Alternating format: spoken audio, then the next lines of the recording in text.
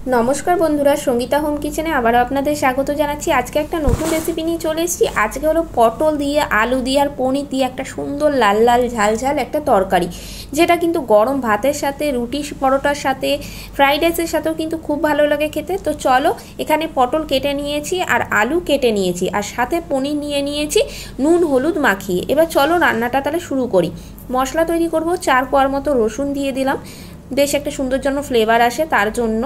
আর এখানে আমি দিয়ে দিচ্ছি 2 টুকরোর মতো বড় সাইজের আদা। এরপর দিয়ে দিচ্ছি বড় সাইজের একটা পেঁয়াজ, ছোট ছোট টুকরো করে কেটে নিয়েছি সেটা। এটা দিয়ে একটা মশলা আমি তৈরি করে নেব। কড়াইতে সাদা তেল দিয়ে দিয়েছি। এবার পনিরগুলো নুন হলুদ মেখে রেখেছিলাম সেটাকে ভালো করে ভেজে নেব। নুন হলুদ দিয়ে পনিরগুলোকে মেখে রেখেছিলাম, এবার হালকা একটু ভেজে নেব। এই রকম তরকারি কিন্তু খুব ভালো লাগে খেতে, রুটি পরোটা ভাত যে কোনো জিনিসের সাথে কিন্তু দারুণ খেতে লাগে। তো পনিরগুলোকে হালকা একটু ভেজে নিলাম। এরপরে পনিরগুলোকে আমি তুলে নিচ্ছি। পনিরগুলো একটু লাল লাল করে ভেজে নিয়েছি। এরপরে সেই তেলের মধ্যেই আমি আলুগুলো ছেড়ে দিচ্ছি। আলুগুলোকে আমি ভেজে নেব।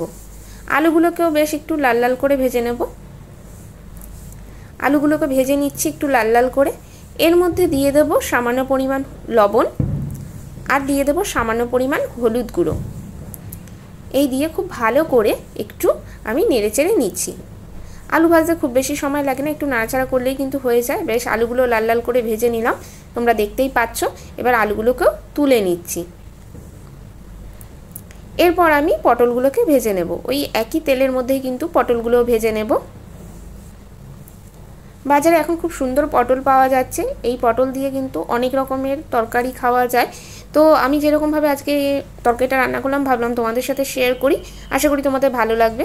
পটলগুলোকে ভাজবো, এর জন্য সামান্য একটু হলুদ আর একটু লবণ দিয়ে দিলাম। এবার পটলগুলোকে বেশ ভালো করে ভেজে নেব। আর গুঁড়ো মশলার মধ্যে কী কী ব্যবহার করছি চলো দেখিয়ে দিই। ধনে গুঁড়ো, জিরে গুঁড়ো, কাশ্মীর রেড চিলি পাউডার, হলুদ, লবণ আর একটু লাল লঙ্কার গুঁড়ো ঝালের জন্য। তোমরা চাইলে এখানে কাঁচা লঙ্কা ব্যবহার করতে পারো। কথা বলতে বলতে দেখো বন্ধুরা, আমার কিন্তু পটলগুলো ভাজা হয়ে গেছে বেশ লাল লাল করে। এবার আমি তুলে নিচ্ছি। পটল ভাজা হয়ে গেছে। এই তেলেই কিন্তু আমি ফোড়ন দেব। ফোড়নে আমি গোটা জিরে আর তেজপাতা ব্যবহার করছি। দিয়ে এবার একটু নাড়াচাড়া করে নিলাম। এরপর ওই যে মশলাটা তৈরি করেছিলাম, আদা, পেঁয়াজ আর রসুন, সেটা দিয়ে দিলাম। এরপর আমি গুঁড়ো মশলা দিয়ে দিলাম, ধনে গুঁড়ো, জিরে গুঁড়ো, লাল লঙ্কার গুঁড়ো, হলুদ, নুন স্বাদ অনুসারে আর রং হওয়ার জন্য কাশ্মীরি রেড চিলি পাউডার। এই দিয়ে খুব ভালো করে মশলাটাকে একটু কষিয়ে নেব। তরকারির টেস্টটা যেন একটু বেশি ভালো হয় তার মধ্যে আমি একটু টমেটো সস দিয়ে দিচ্ছি, তাতে রঙটাও ভালো হবে, খেতেও ভালো হবে। তোমরা যদি চাও এখানে টমেটো কুচি কুচি করেও দিতে পারো বা টমেটো পেস্টও দিতে পারো। আমি টমেটো সস ব্যবহার করছি, টমেটো সস দিয়ে দিলাম। এবার খুব ভালো করে মশলাটা কষিয়ে নেব। মশলা যত ভালো কষানো হবে তরকারির টেস্ট কিন্তু তত বেশি হবে। মশলার মধ্যে একটু বাটি ধুয়ে জলটা দিয়ে দিলাম, তাতে মশলাগুলো পুড়েও যাবে না। আর গ্যাসের আগুন কিন্তু লো টু মিডিয়াম করে রেখে দিয়েছি। আলু আর পটলগুলো দিয়ে ভালো করে এবার একটু কষিয়ে নেব।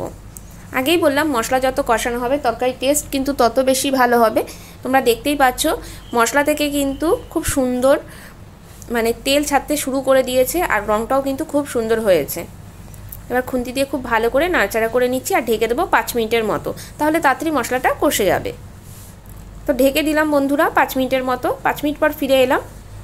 মশলা কিন্তু আমার একদম কষানো রেডি হয়ে গেছে। এরপর এর মধ্যে দিয়ে দেবো উষ্ণ উষ্ণ গরম জল। বেশ অনেকটা পরিমাণ জল দিয়ে দিলাম, যেহেতু আলুগুলো একটু পটলগুলো একটু সেদ্ধ হবে। এরপরে আগে থেকে ভেজে রাখা পনিরগুলো আমি এর মধ্যে ছেড়ে দিচ্ছি। পনির দিয়ে খুব ভালো করে আবার একটু নাড়াচাড়া করে নিলাম। আলু, পটল আর পনিরের তরকারি কিন্তু আমার মোটামুটি অনেকটাই রেডি হয়ে গেছে। ওপর থেকে ছড়িয়ে দিলাম গরম মশলা গুঁড়ো, তাতে খুব সুন্দর একটা ফ্লেভার আসবে। আলু, পটল আর পনিরের তরকারি কিন্তু আমার একদম রেডি। এবার গ্যাসের আগুনটা বন্ধ করে দেবো। তোমরা দেখতে পাচ্ছ ফাইনাল লুকটা কত সুন্দর হয়েছে। চলো এবার গরম গরম ভাতের সাথে সার্ভ করার পালা। তরকারিটা এবার সার্ভ করে দেবো বাটিতে। কেমন লাগলো আজকে রেসিপিটা তোমরা অবশ্যই কমেন্ট করে জানিও। যদি ভালো লাগে তাহলে বরাবরের মতো একটা লাইক দিয়ে দিও, কমেন্ট করো, প্রচুর প্রচুর শেয়ার করো। আর আমার চ্যানেলে নতুন বন্ধু হলে চ্যানেলটা সাবস্ক্রাইব করে নেওয়ার অনুরোধ রইল। আমার চ্যানেলে কিন্তু অনেক রকমের রান্না আছে, আশা করি তোমাদের ভালো লাগবে। চ্যানেলটা একবার ঘুরে এসো। সবাই ভালো থেকো, সুস্থ থেকো। দেখা হবে নতুন একটা রেসিপি নিয়ে। টাটা।